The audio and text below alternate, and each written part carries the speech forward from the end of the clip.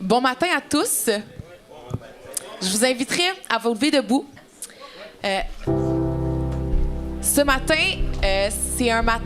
c'est une journée très, très importante pour nous, les chrétiens. C'est jour de Pâques.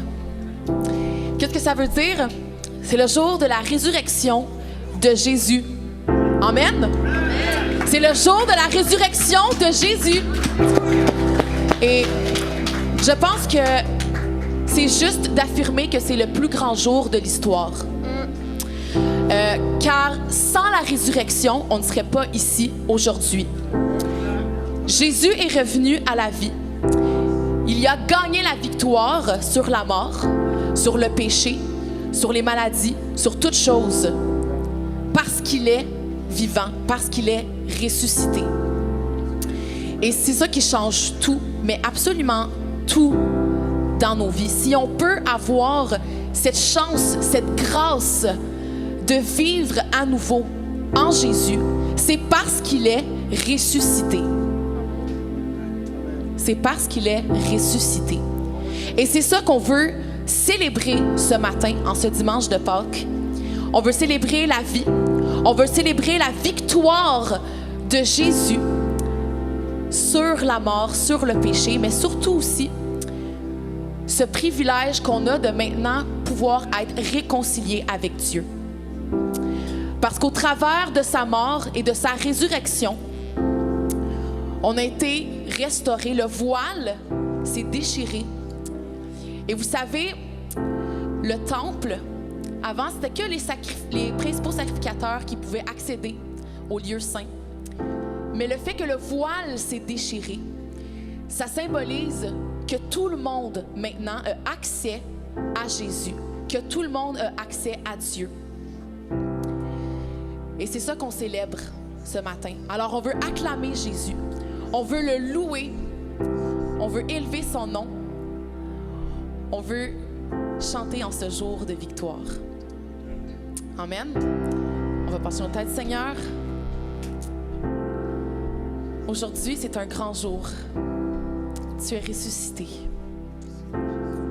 Tu as vaincu la mort. Il y avait un avant et maintenant il y a un après. Et c'est ce qu'on célèbre. Seigneur, qu'on puisse garder nos yeux et nos cœurs ouverts et disponibles, fixés sur toi. Fixé sur ce jour qu'on célèbre aujourd'hui, qui est ta résurrection. Tu changes toutes choses. On veut acclamer ton nom.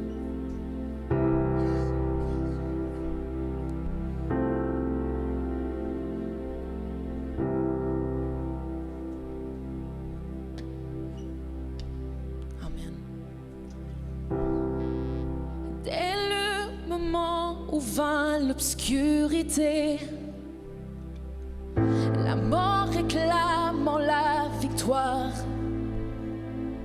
le roi d'amour renonçant à sa vie, au plus sombre jour de l'histoire,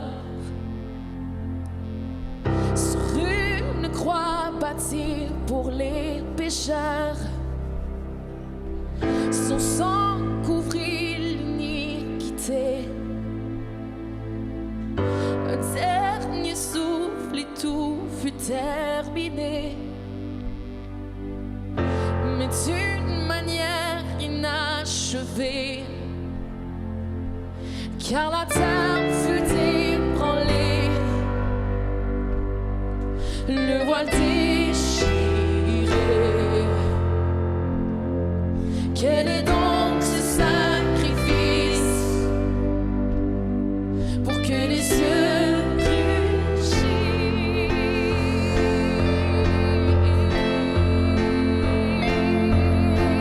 rugissent? Acclamons Jésus, le roi du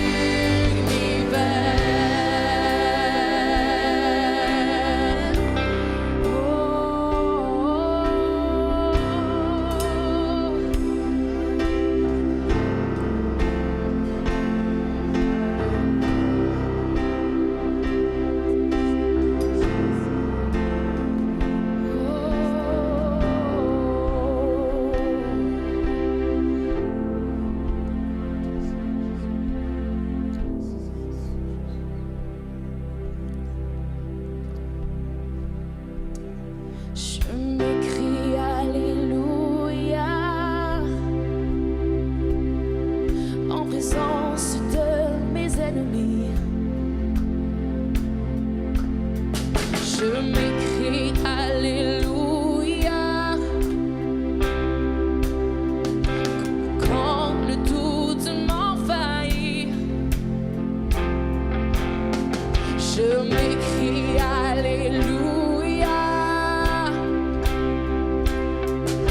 Mon arme est une mélodie. Je m'écris Alléluia.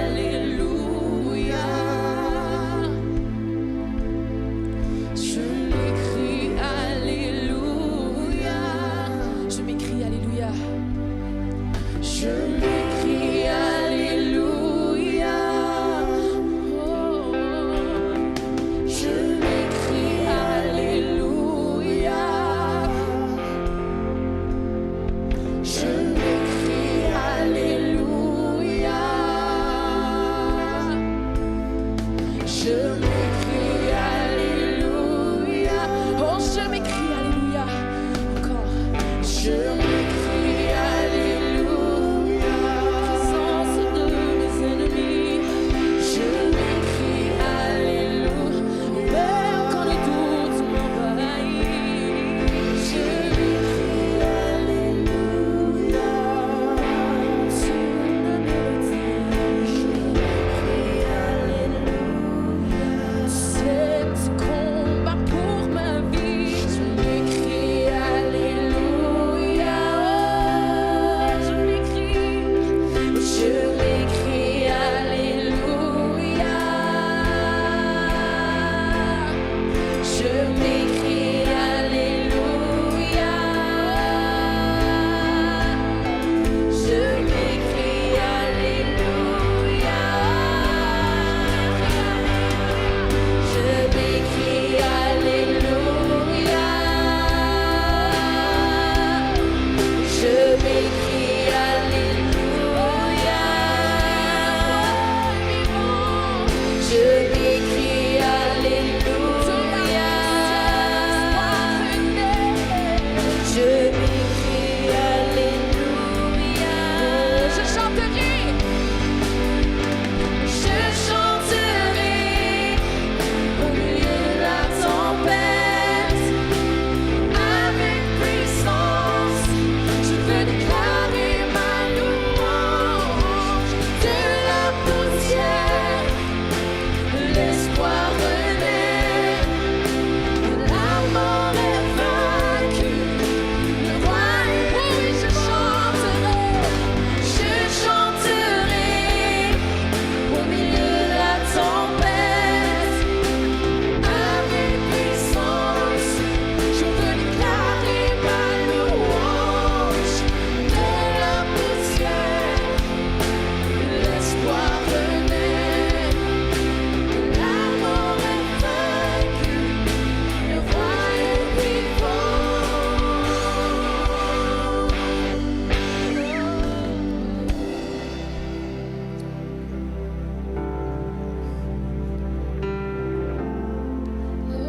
Je m'écris Alléluia. On veut te chanter, te louer.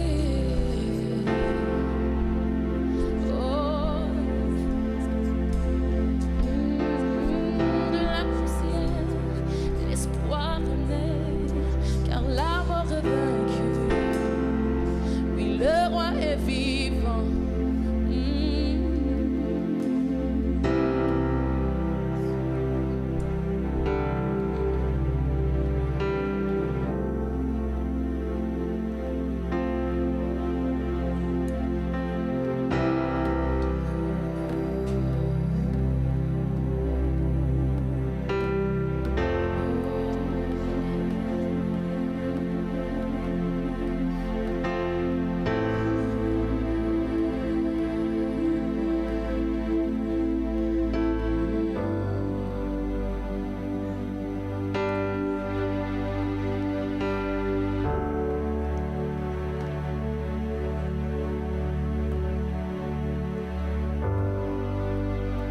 Qu'on puisse chanter de tout notre cœur. Que vous puissiez chanter de tout votre cœur et chanter encore plus fort. Parce qu'aujourd'hui, Jésus est ressuscité. Aujourd'hui, Jésus est mort pour chacun d'entre vous, mais aujourd'hui, le miracle est accompli. C'est accompli. Toutes les choses qui vous retiennent, c'est accompli.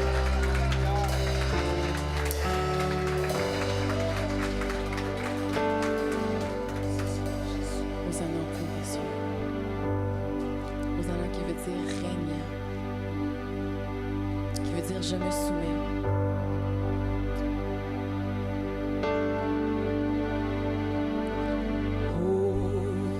Hosanna au plus haut des cieux, que notre roi soit glorifié. Oh,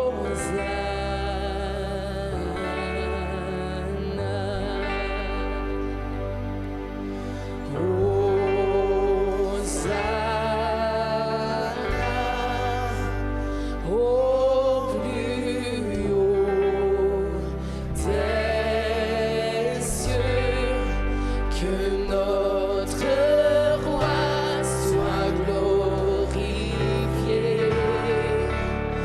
Hosanna,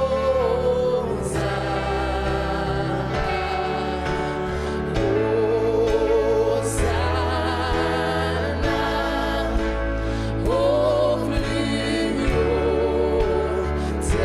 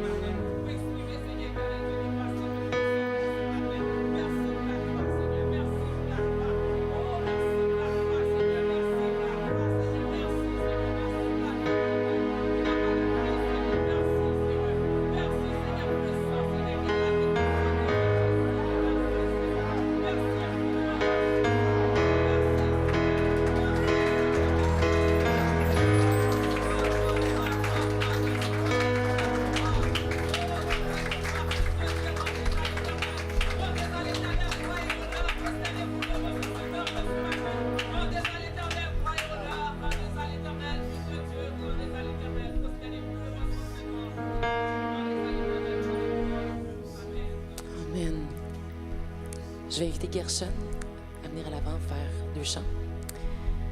Pendant ce temps-là, j'inviterai tous les enfants de 0 à secondaire 5 à descendre en bas. Il y a une célébration spéciale pour chacun de vous. Alors, pendant que Gershon s'installe, les enfants peuvent descendre en bas. Et donc, on peut se rester dans cet esprit de louange.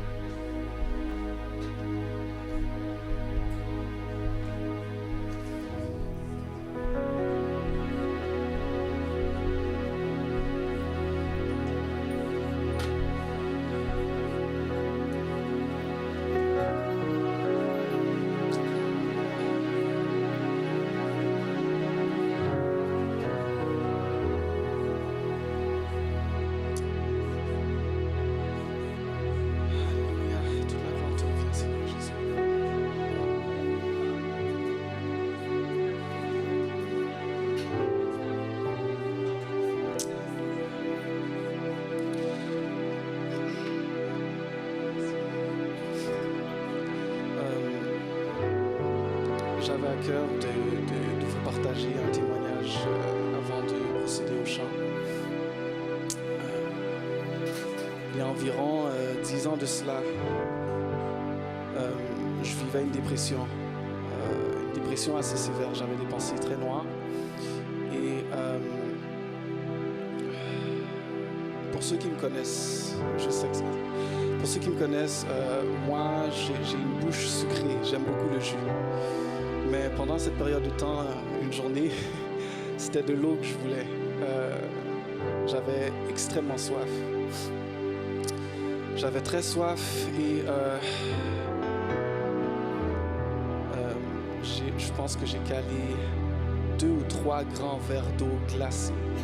Et je pouvais sentir mon estomac se remplir, mais j'avais encore soif et je ne comprenais pas.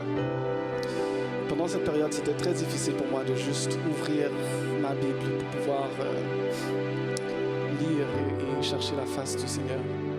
Mais je savais que ce que je vivais était spirituel et je ne comprenais pas. Quelques semaines plus tard, j'ai ouvert ma Bible et je suis tombé sur le passage où Jésus parlait à la femme samaritaine. Et il lui dit « Quiconque boira de cette eau aura encore soif. »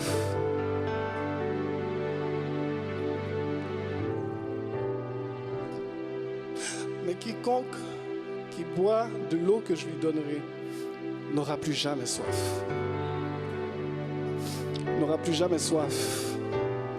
Et même l'eau qu'il boit va devenir une source d'eau vive qui va jaillir jusque dans l'éternité. Je le paraphrase un peu, mais j'ai compris et je comprends mieux maintenant. Et c'est pour ça que je peux lui chanter. Car tu es cette eau vive,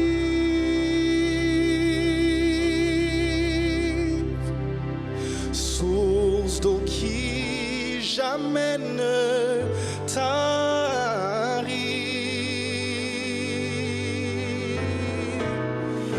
Esprit de réconfort, viens et règne en nous.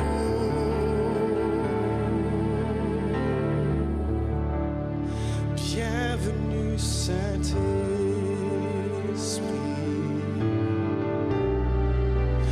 Nous sommes dans ta présence.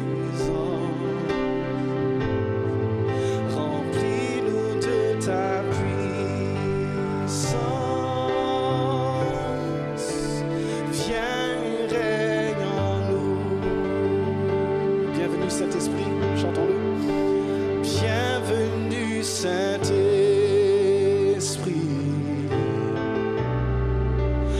Nous sommes dans ta présence. Remplis-nous de ta puissance. Viens et règne en nous. Car tu es cette eau vive,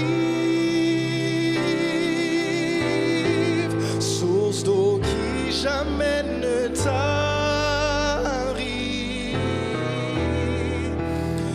Esprit de réconfort, viens et règne en nous. Viens et règne en nous. Alléluia. Viens et règne en nous. Viens et règne en nous. Une dernière fois. Viens et règne en nous.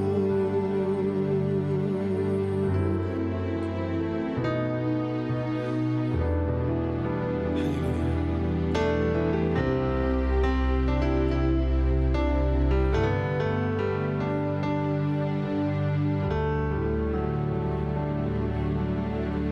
Quand il descend, oui, tout s'arrête. Il y a transfert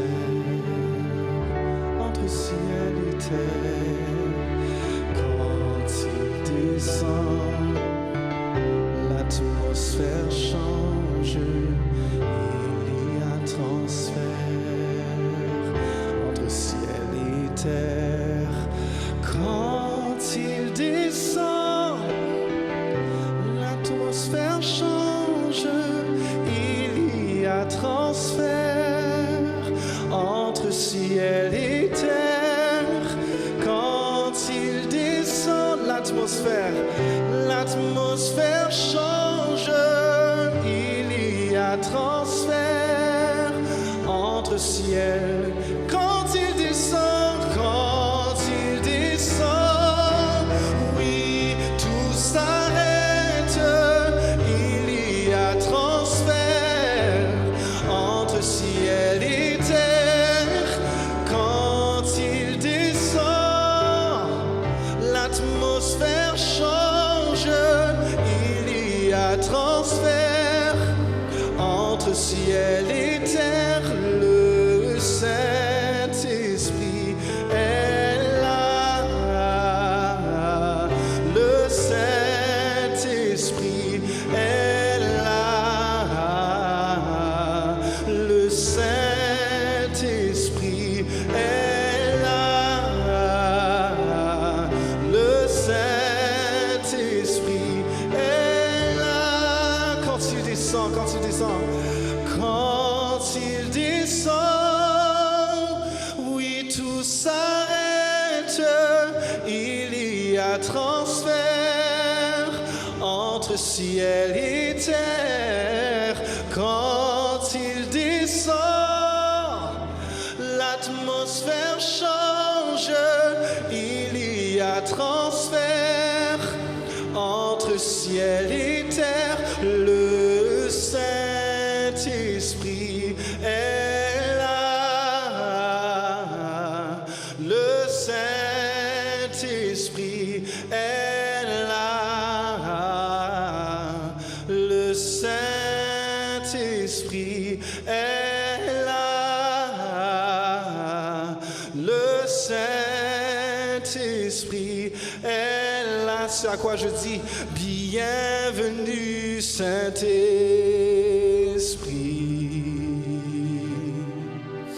Nous sommes dans ta présence. Remplis-nous de ta puissance.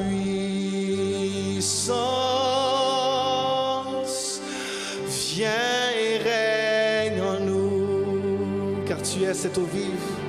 Oh, car tu es cette eau vive, source d'eau qui jamais ne tarit. Esprit de réconfort, viens et règne en nous.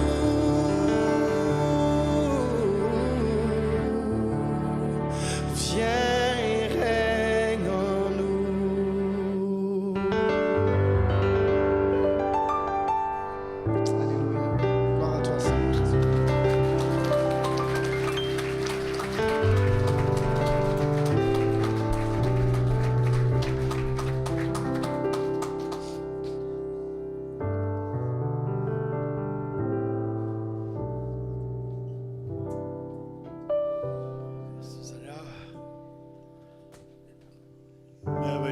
présence du Seigneur. Amen. Je vous souhaite une joyeuse résurrection. Et pas juste lui qui est ressuscité, nous aussi on est ressuscités avec Christ. Amen. Donc, c'est notre souvenir à nous aussi. Donc, ce matin, notre frère David va prêcher. Ensuite, je vais faire la Sainte Seine. Donc, on se partage le ministère ce matin. Donc, on va vous bénir encore davantage en présence du Seigneur. Aujourd'hui, merci. Douce bénédiction. Amen. Alléluia. Merci, Seigneur. Donc, Pasteur David, parti se cacher. Ah, il est là. David se cacher, ça m'aurait surpris. C'est pas son genre.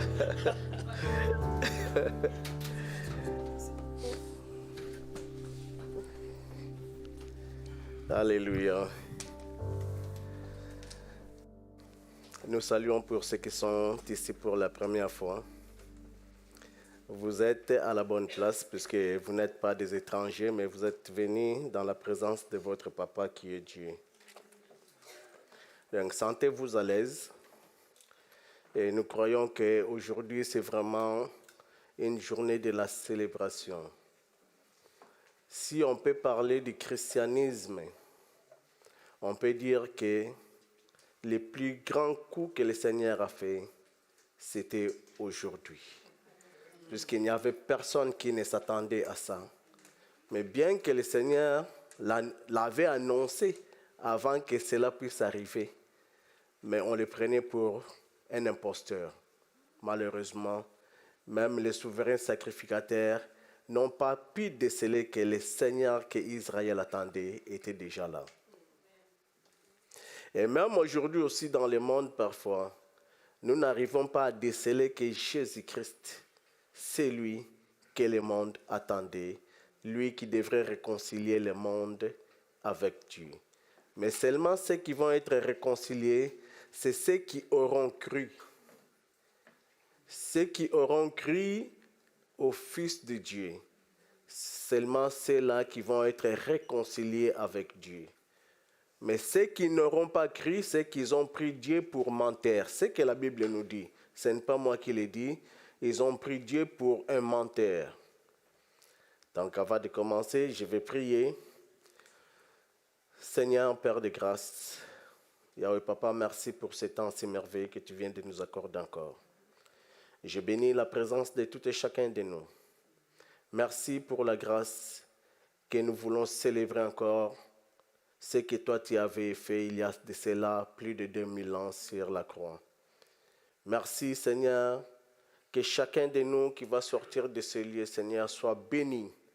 Bénis leur maison, bénis-nous tous, Seigneur Dieu, par une bénédiction céleste, une bénédiction spirituelle qui va se matérialiser dans la vie de tout et chacun de nous. Tout ce qui n'est pas de toi, Seigneur, ce qui empêche tes enfants de voir ta gloire, Seigneur, je les détruis au nom de Jésus. Glorifie ton Saint-Nom dans le nom de Jésus-Christ de Nazareth, le vivant, que j'ai ainsi prié. Amen. J'ai dit merci au pasteur Boudé parce qu'il m'a accordé d'apporter la parole aujourd'hui. Pourtant, c'est vraiment un grand jour que la plupart du temps, ce sont des serviteurs de Dieu qui aiment être là et même pour partager. Le jour où il m'avait dit que tu vas partager le 20, qui va être le jour de Pâques, on s'était regardé comme ça. Il m'a dit, oui David, c'est toi qui vas le faire. Donc par la grâce de Dieu, dans toute la simplicité et humilité, nous allons partager ça vite, puisqu'on pouvait laisser seulement la louange, puisqu'on a vraiment été grandement bénis. Et je peux dire que vous avez tout dit, donc on va seulement rajouter quelque chose qui va nous faire encore du bien. Nous prenons le livre de Jean chapitre 20.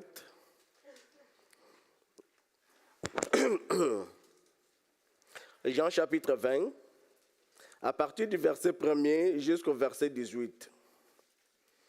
Mais le texte est tellement long. Mais ici, il y a une dame qui s'est démarquée. Et cette dame, c'est Marie de Magdala. La Bible nous dit au verset 18, Marie de Magdala alla donc annoncer aux disciples que je vis le Seigneur. C'est pourquoi le thème de ce matin, nous savons que c'est le jour de Pâques, mais le thème de ce matin, je vis le Seigneur. Elle était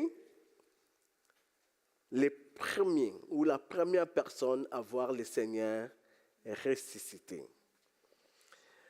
Mais pourquoi elle était la première personne? Parce qu'elle a persisté. Puisque si nous regardons le texte à partir du verset 1, le texte de Jean, la Bible nous dit ceci. Le dimanche matin, très tôt, Marie de Magdala s'est rendue au tombeau. Je lis dans la version d'Issemer. Il faisait encore très sombre. Elle vit que la pierre fermant l'entrée du sépulcre avait été ôtée de devant l'ouverture. Alors, elle courut prévenir Simon-Pierre et l'autre disciple, celui que Jésus aimait. Elle a dit ceci, on a enlevé le Seigneur de la tombe. Leur dit-elle, et nous n'avons aucune idée de l'endroit où on l'a mis. Pierre sortit donc avec l'autre disciple. Ils se rendirent tous deux au tombeau. Ils couraient tous les deux ensemble, mais l'autre disciple plus rapide que Pierre les distança et arriva le premier au tombeau. En se penchant, il vit les linges funéraires par terre, mais il n'entra pas. Simon-Pierre, qui le suivait, arriva alors, il entra dans le tombeau, vit les linges qui étaient par terre, et les linges qui avaient enveloppé la tête de Jésus, non pas avec les linges funéraires, mais enroulés par terre à sa place. Alors l'autre disciple, celui qui était arrivé le premier, entra à son tour dans le tombeau. Il vit et il crut. En effet, jusque-là, il n'avait pas encore compris que Jésus devait ressusciter, comme l'avait annoncé l'Écriture. Les deux disciples s'en retournèrent alors chez eux. Pendant ce temps, Marie se tenait dehors près du tombeau et pleurait. Tout en pleurant, elle se penchant vers le tombeau. Elle vit des anges vêtus de blanc, assis à l'endroit où le corps de Jésus avait été déposé, l'un à la tête et l'autre aux pieds. Ils lui dirent, « Pourquoi pleures-tu » ? « On a enlevé mon Seigneur, leur répondit-elle, et je ne sais où on l'a mis. » Tout en disant cela, elle se retourna et vit Jésus qui se tenait là, mais elle ne savait pas que c'était lui. « Pourquoi pleures-tu » lui demanda Jésus. « Qui cherches-tu » Pensant que c'était les gardiens du jardin, elle lui dit, « Si c'est toi qui l'as emporté, dis-moi où tu l'as mis pour que j'aille le reprendre. » Jésus lui dit, « Marie !» Elle se retourna vers lui et s'écria en hébreu, « Rabouni !» ce qui veut dire « maître ». « Ne me retiens pas, lui dit Jésus, car je ne suis pas encore monté vers mon Père.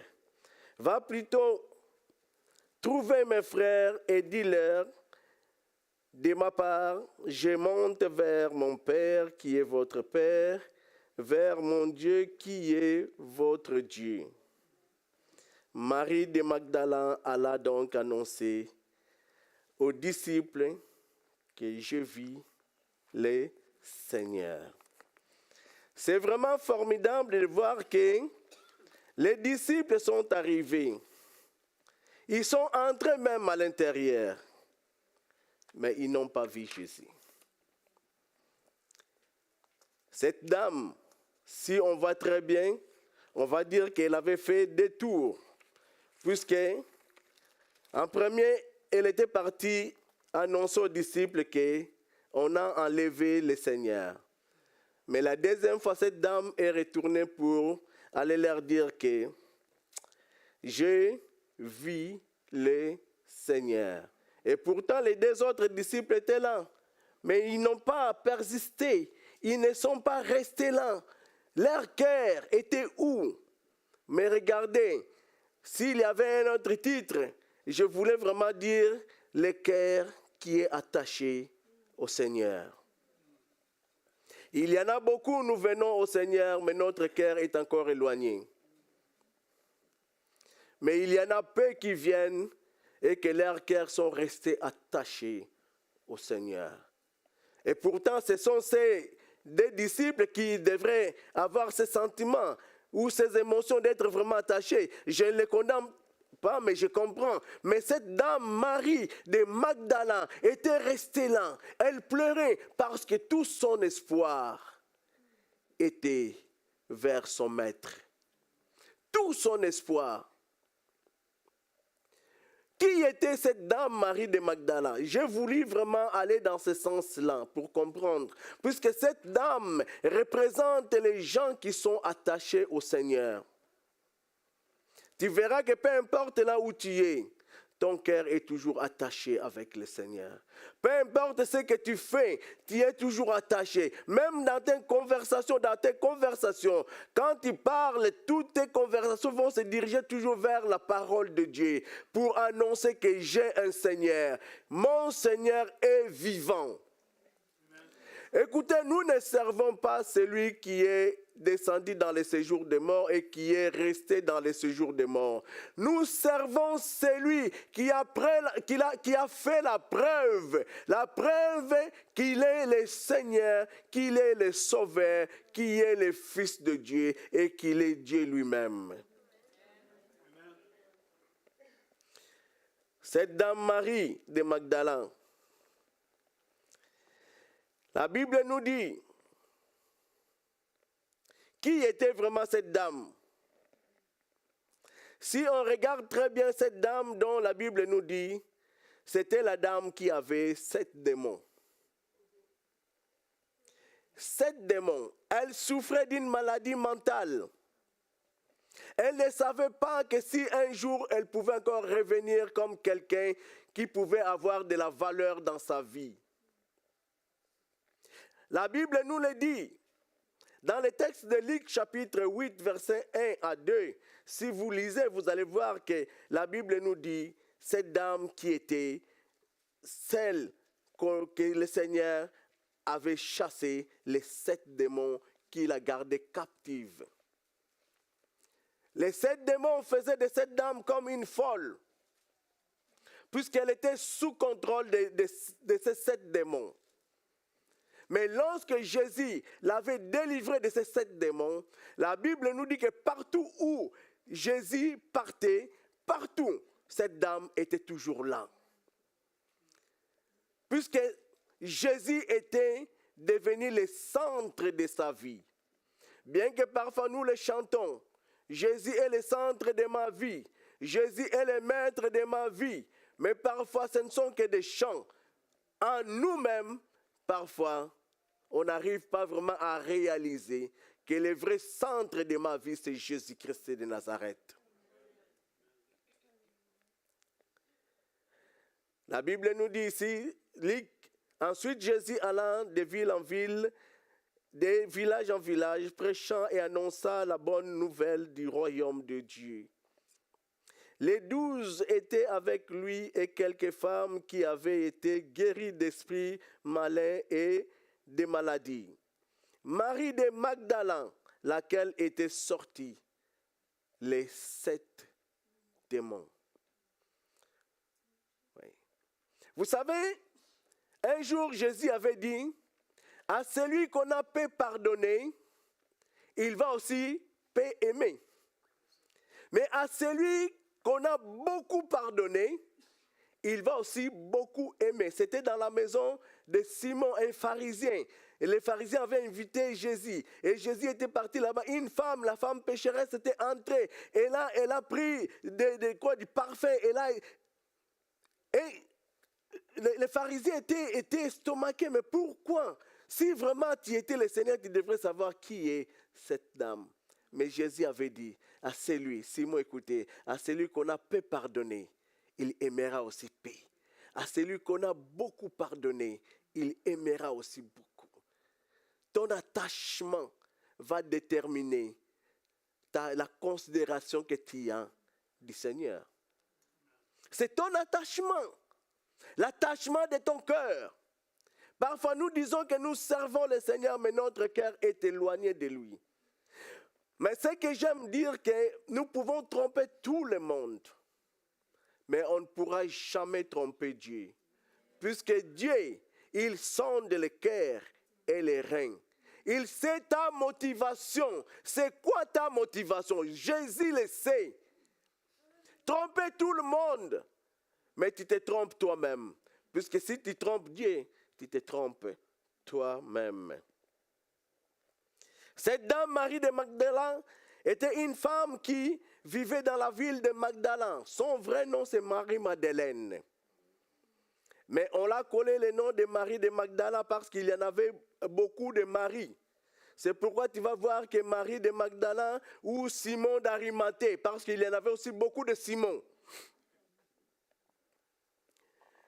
La Bible nous dit que c'était une ville prospère à l'ouest de la Galilée.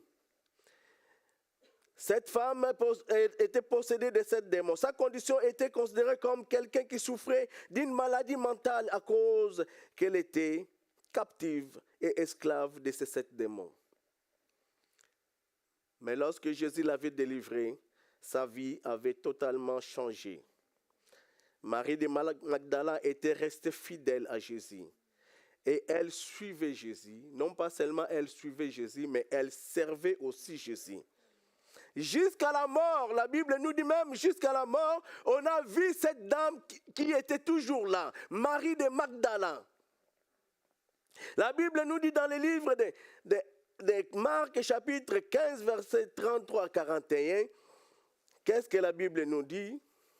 Marc 15, 33 à 41. La 6e heure étant venue, il y eut des ténèbres sur toute la terre jusqu'à la 9e heure. Et à la 9e heure, Jésus s'écria d'une voix forte, Eli, Eli, lama sabachthani, ce qui signifie, mon Dieu, pourquoi m'as-tu abandonné? Quelques-uns de ceux qui étaient là, l'ayant entendu dire, voici, il appelle Eli. Et l'un d'eux courut remplir une éponge de vinaigre, et l'ayant fixé à un roseau, il lui donna à boire en disant, laissez, voyons si Élie viendra les descendre. Mais Jésus l'ayant poussé, un grand cri expirant, les voiles du temple se déchirant en deux depuis le haut jusqu'en bas. Les centeniers qui étaient en face de Jésus, voyant qu'il était expiré de la sorte, dit assurément, cet homme était fils de Dieu. Il y avait aussi des femmes qui regardaient de loin, et parmi elles étaient Marie de Magdala et Marie, mère de Jésus, mère de Jacques, je crois. Cette dame restait toujours là. C'est formidable, puisque vous voyez quand on dit que Jésus, avant d'expirer, lorsqu'on lui avait donné, si on regarde dans l'autre texte, dans le livre de Jean chapitre 19, verset 30, nous allons voir que lorsque Jésus avait expiré, avait dit, tout est accompli. Tout est accompli. Mais qu'est-ce que cela veut dire? Qu'est-ce que cela signifie? Tout est accompli. Vous savez, Jésus, lorsqu'il prêchait, il avait dit que je ne suis pas venu pour abolir la loi, mais je suis venu pour accomplir la loi.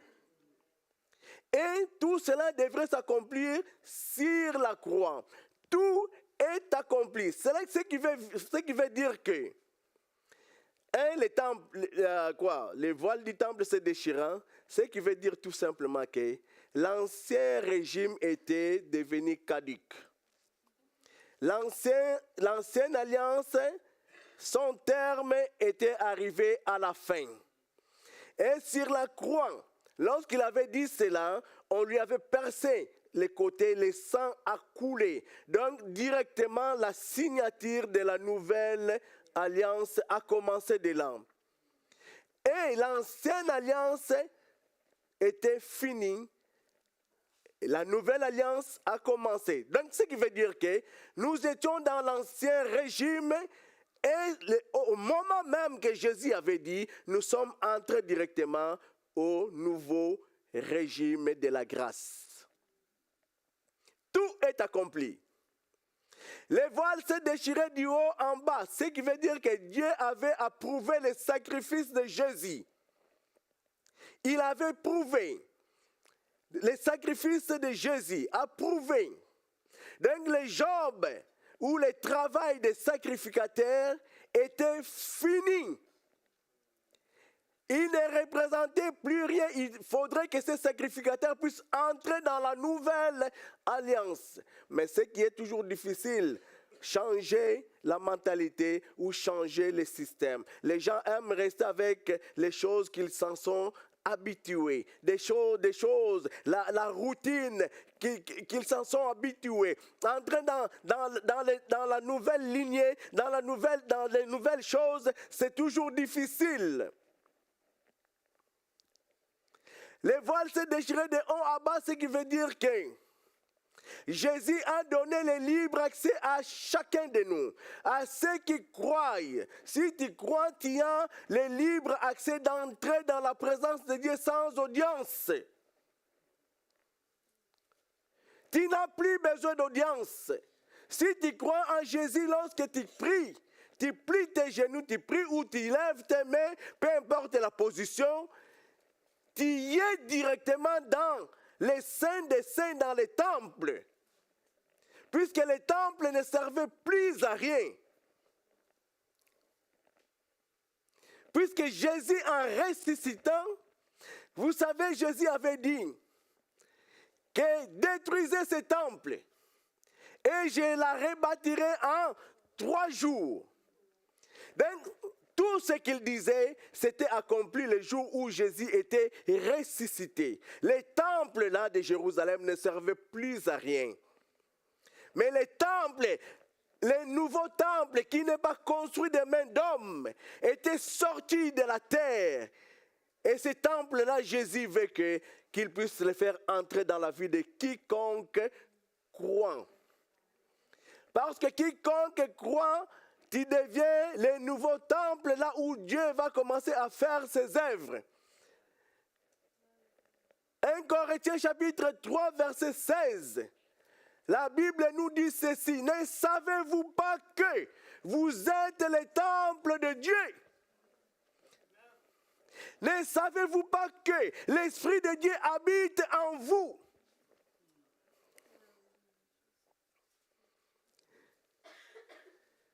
Ah mon Dieu, si seulement on savait ça, si seulement on réalisait ce que Jésus avait fait, je crois que tout le monde devrait avoir le feu du Saint-Esprit.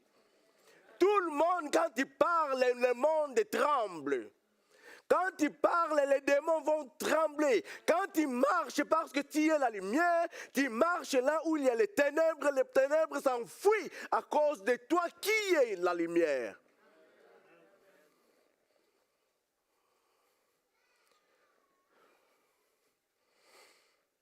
Un jour, on cherchait une maison pour louer, pas ici. On nous a trouvé une maison qui était en face d'un grand féticheur.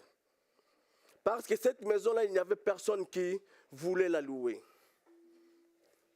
Et on nous a donné cette maison-là à un prix modique avec un frère Kavoula. Mais dans cette maison, lorsqu'on était entré là, Même les grands féticheurs qui étaient juste en face, ils commençaient à voir ces affaires. Puisque ces choses ne marchaient plus comme avant. Puisqu'on nous avait déjà averti, cet homme-là, c'est un grand sorcier, c'est un grand féticheur. Les soirs, chaque soir, on faisait le tour avec ces frères-là, Kavou-là, on faisait le tour, on lit tout ce qui n'est pas de Dieu dans ces quartiers. On les lit et on les met sous nos pieds, puisque Jésus nous a donné l'autorité et tout doit être sous nos pieds. On a vu ces sorciers, ces féticheurs sortir, nous regarder comme ça avec ces deux yeux grands ouverts. Mais on a dit ces deux yeux grands ouverts ne peuvent pas nous faire peur. Et si tu continues à persister, un jour tu vas faire sortir tes yeux et tes yeux vont rester comme ça, ne vont plus entrer.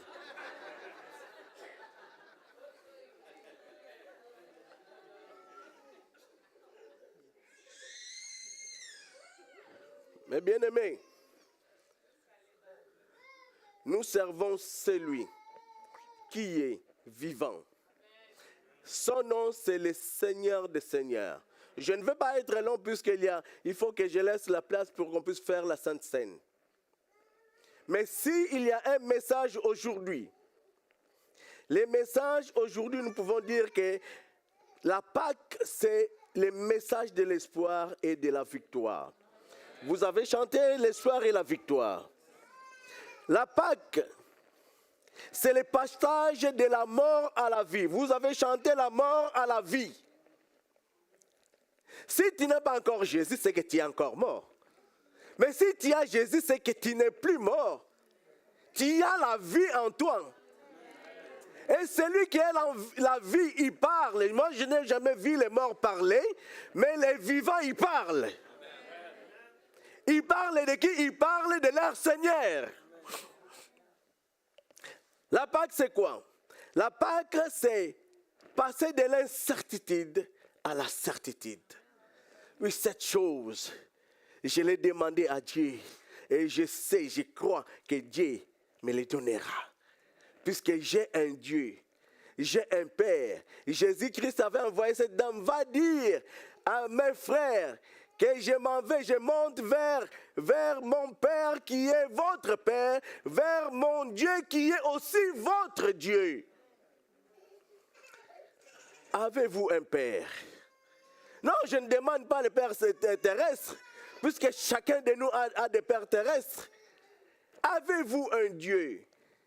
Aujourd'hui, le monde parle de Dieu, mais il s'agit de quel Dieu? Beaucoup de gens, les occultistes aussi, parlent de Dieu.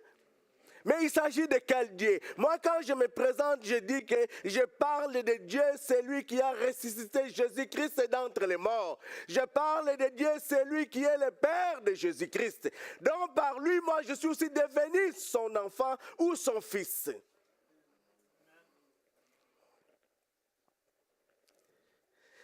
La Pâque, c'est le passage de l'esclavagisme à la liberté. Vous avez chanté la liberté. On n'est plus esclave, mais pourquoi avez-vous peur? Un esclave, c'est quelqu'un qui a toujours cet esprit d'avoir peur. Peur de son maître. Mais nous avions été délivrés. Même les péchés, nous ne marchons plus sous les péchés, nous marchons sur les péchés. Amen. Amen. Amen. Les péchés ne nous dominent plus, mais c'est nous qui dominons sur les péchés.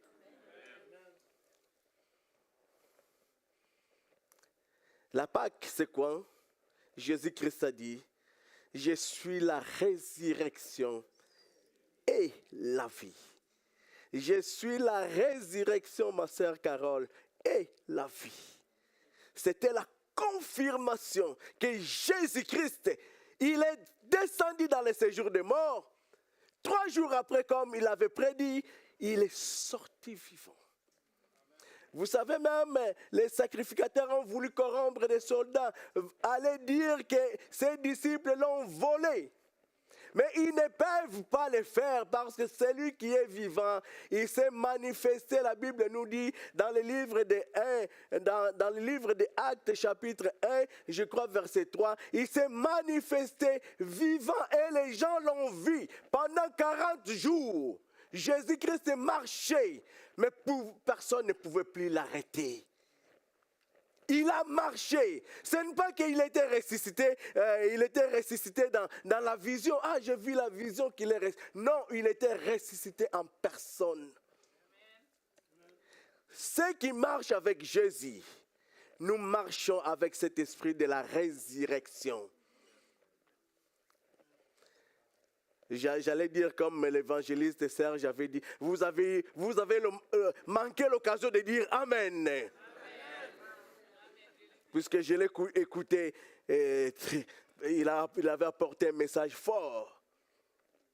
Ceux qui marchent avec Jésus, vous êtes la vie et vous donnez l'odeur de la vie partout où vous êtes.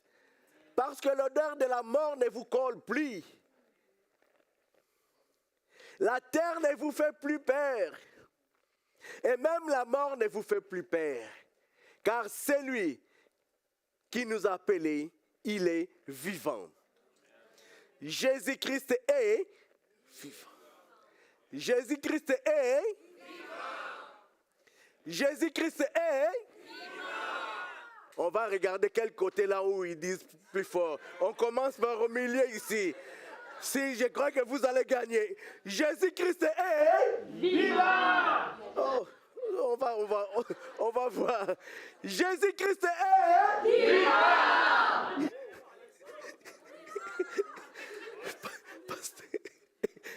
Non, ne te justifie pas, on est 5. Vous pouvez prier aussi plus fort que...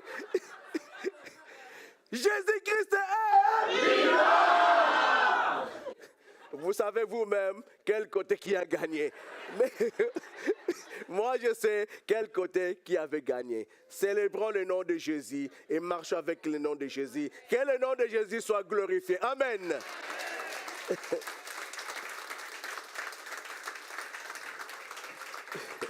J'avais promis au pasteur que je ne serais pas long. Merci, Seigneur.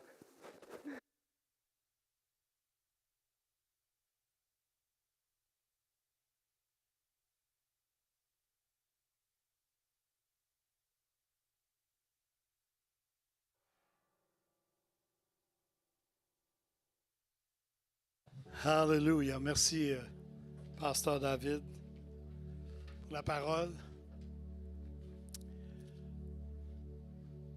Vous savez, le repas du Seigneur, c'est un rappel, c'est un souvenir. Paul nous le dit d'ailleurs dans l'Épître aux Éphésiens, 2e chapitre. Souvenez-vous qu'en ce temps-là, vous étiez sans Christ, privés du doigt. Vous êtes privés de plein de choses. Vous savez, la grande différence ici avec les autres religions, c'est qu'on croit en Jésus et non seulement on le croit, on le chante, on le publie, on prêche la parole que Jésus est ressuscité. Donc, c'est ça qui nous différencie avec une religion. Donc, si Jésus n'est pas là, ici ce matin, on est des religieux. C'est lui qui fait toute la différence. Donc, Paul nous dit, privé du doigt de cité en Israël, étranger aux alliances de la promesse, sans espérance et sans Dieu dans le monde. Mais maintenant, en Jésus-Christ, vous qui étiez jadis éloignés, vous avez été rapprochés par le sang de Christ. Donc, c'est notre raison ici ce matin de pouvoir prendre le repas du Seigneur.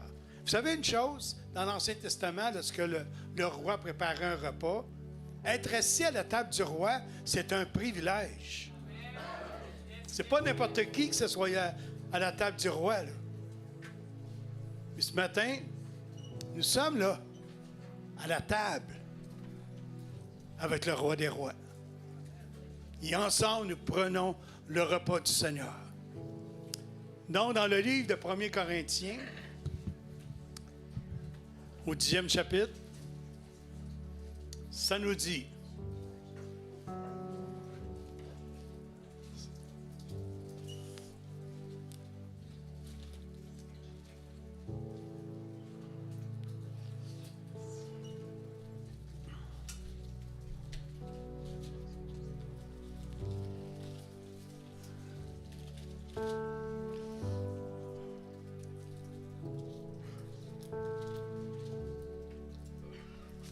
Es-tu pas à l'aise, là, maman? Oui? OK.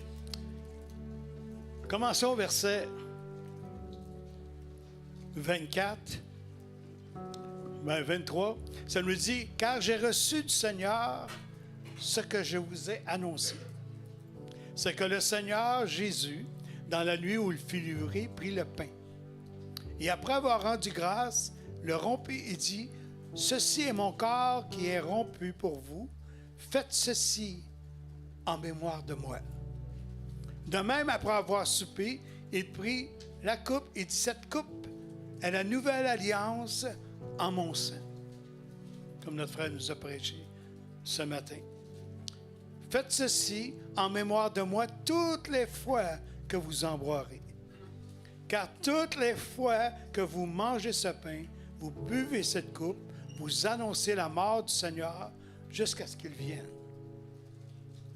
C'est pourquoi celui qui mange le pain ou boira la coupe du Seigneur indignement sera coupable envers le corps et le sang du Seigneur. » Vous savez, si on est ici, on prend le repas du Seigneur, c'est à cause de la même personne qui nous a sauvés, qui nous a lavés de nos péchés.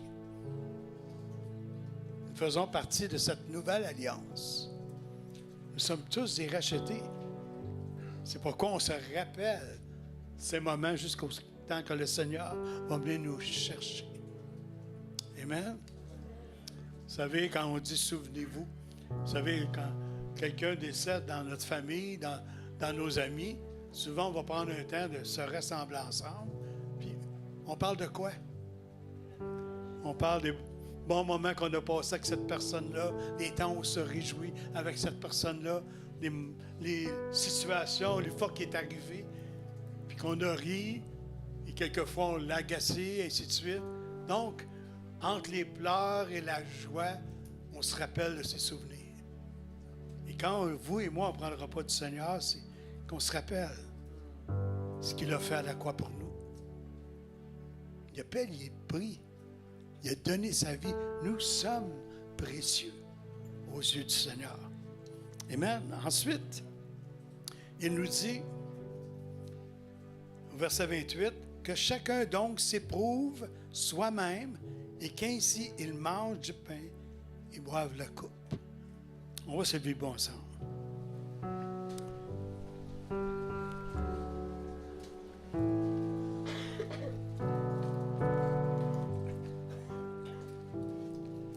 Merci Seigneur. Donc, on va juste prendre quelques instants pour permettre à Dieu de sonder nos cœurs. Et si vous croyez qu'il y a quelque chose ce matin qui pourrait vous empêcher de prendre le repas du Seigneur, indignement,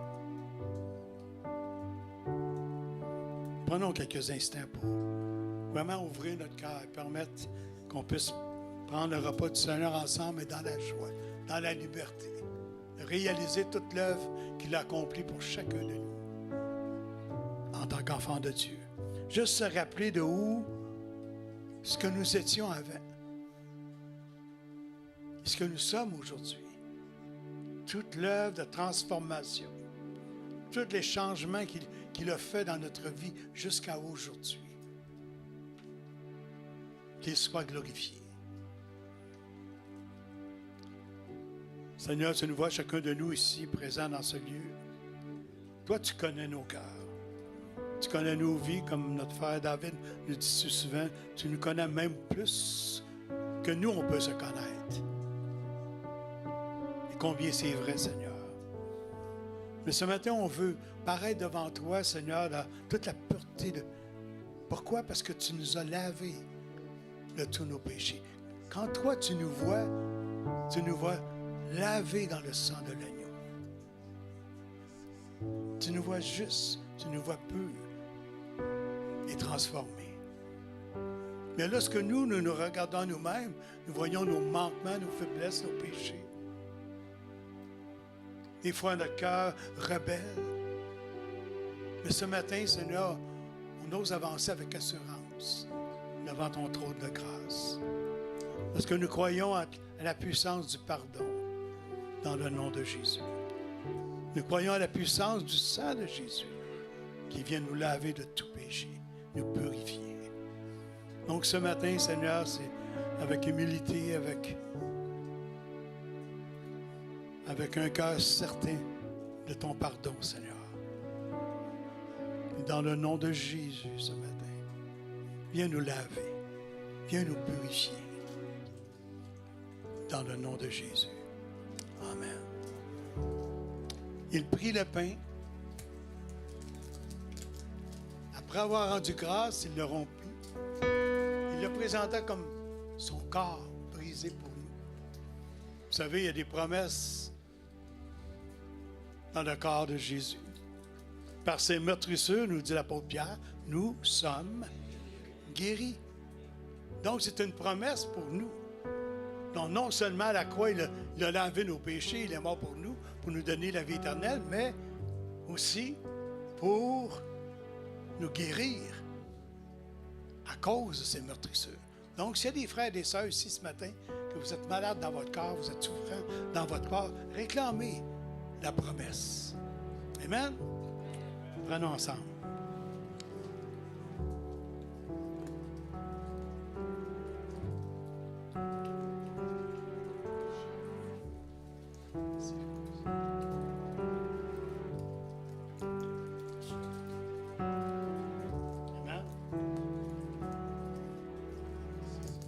Seigneur, te remercie, Seigneur, non seulement le sacrifice à la croix qui nous donne la vie éternelle, mais aussi les promesses de guérison. Donc, s'il y a des frères et des sœurs ici ce matin qui sont souffrants dans leur corps, Seigneur, viens les visiter maintenant. Que par tes meurtrissures, que leur corps soit touché et qu'ils puissent recevoir la guérison dans le nom de Jésus. Seigneur, nous croyons à tes promesses. Parce que tes promesses sont oui et amen. Soyez guéris dans le nom de Jésus maintenant. Amen. Il prit la coupe. Il l'a présentée comme étant la nouvelle alliance. Son sang versé pour nous, qui nous lave de tout péché. Donc, soyez assurés ce matin que lorsque Dieu vous voit, il voit le sang de Jésus sur votre vie. Amen. Nous sommes gardés, nous sommes protégés. Donc, ce matin, lorsqu'on va prendre la coupe, rappelons-nous, c'est son sang qui a été versé pour chacun de nous. Prenons la coupe maintenant.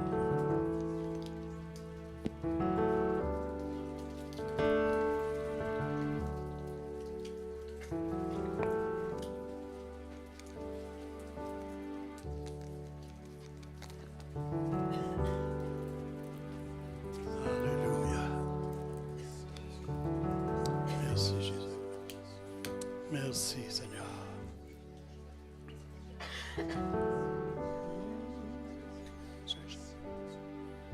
Merci, Seigneur.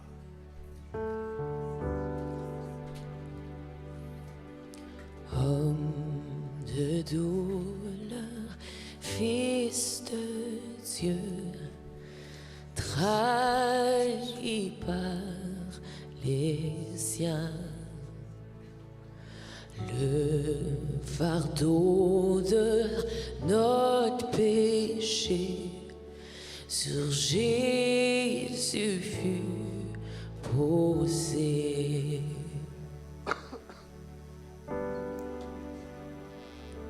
C'est lui qu'on a méprisé, faussement accusé. Blessé, meurtri, humilié, d'épines couronnées. Oh, cette croix, ma rédemption, où ton sang coula pour moi, que mon âme s'écrie, Alléluia, gloire et honneur à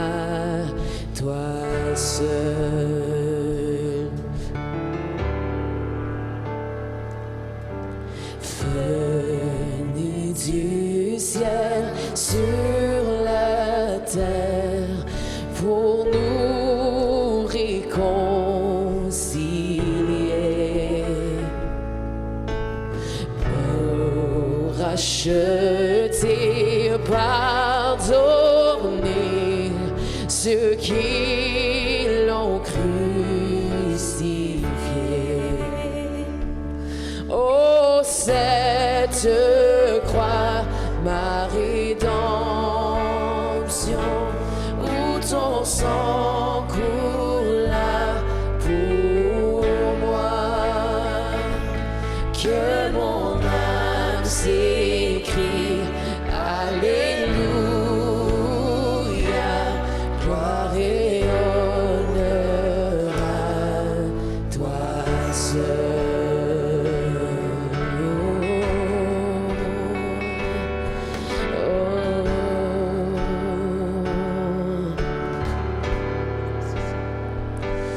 Ma dette est payée, elle est effacée par le sang précieux que Christ a versé. Le péché vaincu, son emprise n'est plus. Il m'a libéré pour l'éternité. Ma dette est payée, elle est effacée par le sang précieux que Christ a versé. Le péché vaincu, son emprise n'est plus. Il m'a libéré pour l'éternité. Oh, cette croix, ma rédemption, où ton sang coula pour moi, que mon âme s'écrie Alléluia, gloire et honneur à toi seul.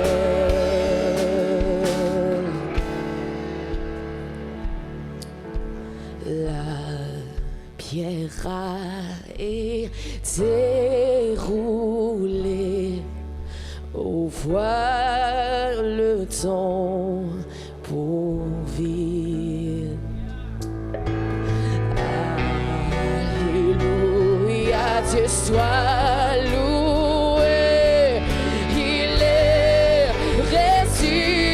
ressuscité. Oh, oh, cette croix, ma rédemption, où ton sang coula pour moi, que mon âme s'écrie Alléluia, gloire et honneur à toi. Oh, cette croix, ma rédemption, où ton sang coula pour moi, que mon âme s'écrie Alléluia, gloire et honneur à toi seul. Oh, gloire, gloire et honneur à toi seul.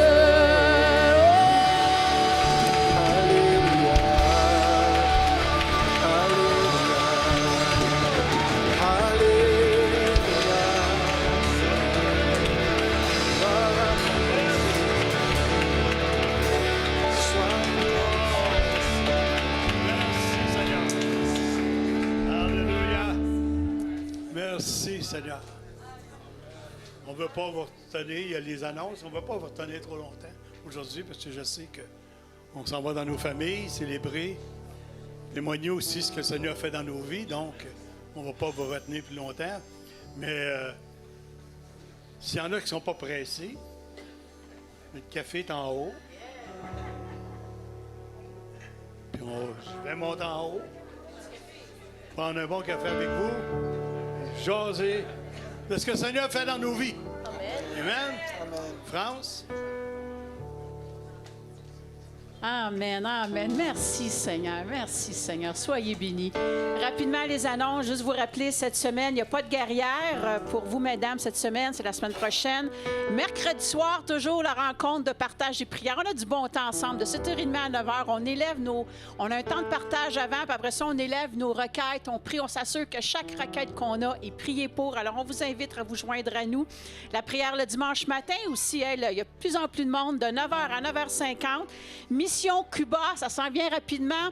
Si vous désirez donner, vous mettez sur votre enveloppe Cuba. Il y a des vélos qui ont besoin. Il y a une liste sur le babillard aussi des articles spécifiques qui ont besoin. Et parlant de Cuba, une nouveauté. Vous savez, l'année passée, on avait fait un dîner spaghetti pour ramasser un dernier blitz de fonds.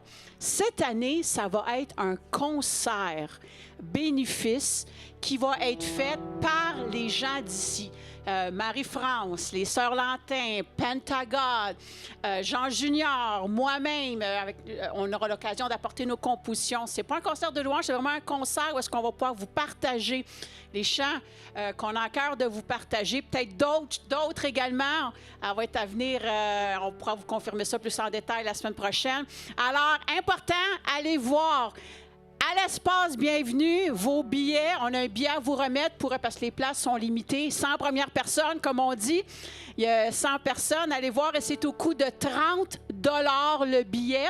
C'est à 7h30 comme indiqué. Et ça vient même avec un petit breuvage, un léger goûter. Alors, on vous invite un vendredi soir à venir voir un bon concert ensemble avec une bonne cause en plus. Alors, on vous invite à aller voir votre billet, acheter votre billet. Retraite des hommes, dernière journée, messieurs, pour s'inscrire aujourd'hui. Et pour le paiement, au plus tard, si vous n'avez pas payé, au plus tard la semaine prochaine, on vous remercie de cela. Cette semaine, samedi, soirée de bowling, les hommes contre les femmes, allez voir José pour vous inscrire aujourd'hui sans faute pour qu'on puisse finaliser les équipes. On a besoin de moniteurs aussi. Je me permets de refaire l'annonce encore. On aurait besoin d'une autre personne à la pouponnière. Ça serait très apprécié. Juste venir donner votre nom à Giovanna ou là où est-ce que vous l'aurez sur votre cœur. Je sais qu'on aura un besoin au niveau de la pouponnière. Et est-ce qu'on a, Valérie, une librairie aujourd'hui comme dernière annonce? Alors, bonjour tout le monde, je vais faire ça rapidement. Je voulais vous montrer des choses qu'on a dans notre librairie et que c'est différent des livres. Donc, on a fait des commandes à la demande de plusieurs pour des films chrétiens. Donc, ceux qui seraient intéressés, vous pouvez venir à la librairie faire une commande spéciale ou on en a quelques-uns. Celui-là, c'est Courageux. C'est vraiment un film incroyable où est-ce que c'est des hommes qui vivent des choses particulières dans leur famille, puis on voit comment Dieu travaille leur vie, et puis ils font un pacte ensemble pour suivre la voie de Dieu dans leur famille, dans leur vie personnelle, puis il va arriver comme des obstacles qui vont faire en sorte que, on va voir où est-ce que ça va les mener, est-ce qu'ils vont rester avec le Seigneur ou pas. C'est vraiment un super film, et à écouter en famille, mais c'est particulièrement touché aussi pour les messieurs. Et je voulais vous présenter aussi, on a pour ceux qui n'ont pas acheté des cartes de Pâques, par exemple, vous voulez faire un petit cadeau tantôt, c'est pas encore acheté, il y a des cartes avec des passages bibliques, sont au coût de 2 $, c'est fait à la main. On ne sait pas qui les a fait parce que quand on est arrivé, il était déjà là, mais voilà, ça sera encourager la librairie et puis notre Église. Donc, je vous souhaite joyeuse Pâques, joyeuse résurrection. Merci beaucoup.